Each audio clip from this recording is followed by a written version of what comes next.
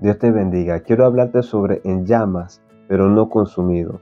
Dice la Biblia en Éxodo capítulo 3, versículo 3, que Moisés dijo en una ocasión: voy a ver esta grande visión, ¿por qué causa la zarza no se quema?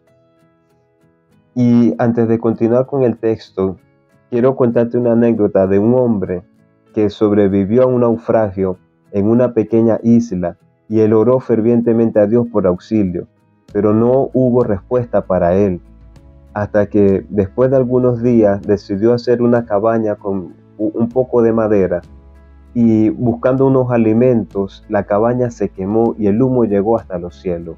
Aquel hombre se sintió desesperado en el olvido, pero al día siguiente se acerca un barco y empezó a hacer ruido y fueron a rescatarlo. Cuando el hombre le pregunta a los que estaban en el barco, dándole el auxilio, ¿por qué razón dieron con él? ¿Cómo fue que se dieron cuenta? Le dijeron: es que vimos la señal de humo que nos enviaste.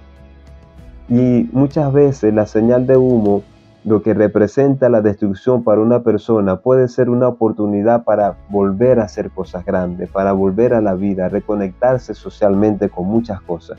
Hay una etimología hebrea de la palabra ba'ar, que significa arder y no consumirse, o fuego que no se apaga.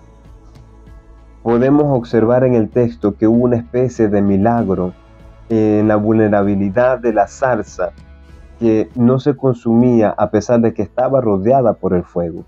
Hay una conexión entre la experiencia de Israel en Egipto como esclavos y esta visión de Moisés viendo la zarza que no se consumía.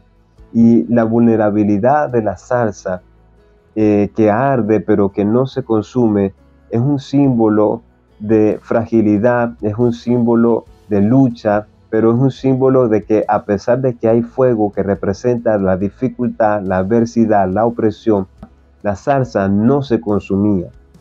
Símbolo de resistencia. Y podemos ver que el pueblo de Dios sufrió 400 años de esclavitud, pero no fue destruido en todo ese tiempo. El pueblo se logró multiplicar, se fortaleció, aún siendo esclavos en Egipto. Dios estaba con ellos. Y podemos observar que en las luchas de muchas personas hay vulnerabilidades, pero podemos recordar lo siguiente: aunque nos sintamos rodeados por llamas, por la dificultad, no estamos solos ni estamos destruidos. La oración que levantó aquel náufrago, la respuesta fue aquella cabaña que se consumió, pero fue su propia salvación lo que había construido y lo que se había destruido en aquel momento para su rescate. Hay promesas de Dios en medio de las pruebas de su pueblo, de sus hijos, y hay un llamado que Dios puede hacer en medio de la adversidad. Dios nos llama en momentos de vulnerabilidad muchas veces, en medio de las luchas, en medio de la dificultad, para hacer cosas grandes. La resistencia del pueblo de Dios es importante y eso me hace recordar las palabras del apóstol Pablo en Corintios, 2 de Corintios 4:9, cuando dijo: estamos derribados, pero no estamos destruidos. Y hay una teología de esperanza que podemos observar en toda esta situación, que la presencia de Dios nos sostiene en medio del fuego y en medio de la dificultad. Así que, ¿cuál es el nombre de tu zarza?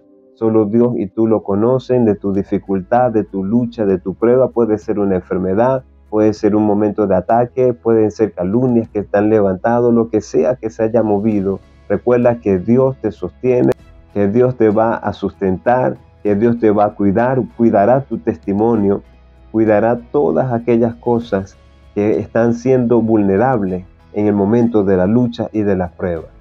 Reflexionemos en nuestra propia zarza ardiente y recordemos esta gran verdad: el Señor siempre estará dispuesto a darnos socorro y su presencia es lo que necesitamos para no ser consumidos. Espero que esto sea de bendición para tu vida. Dios te bendiga.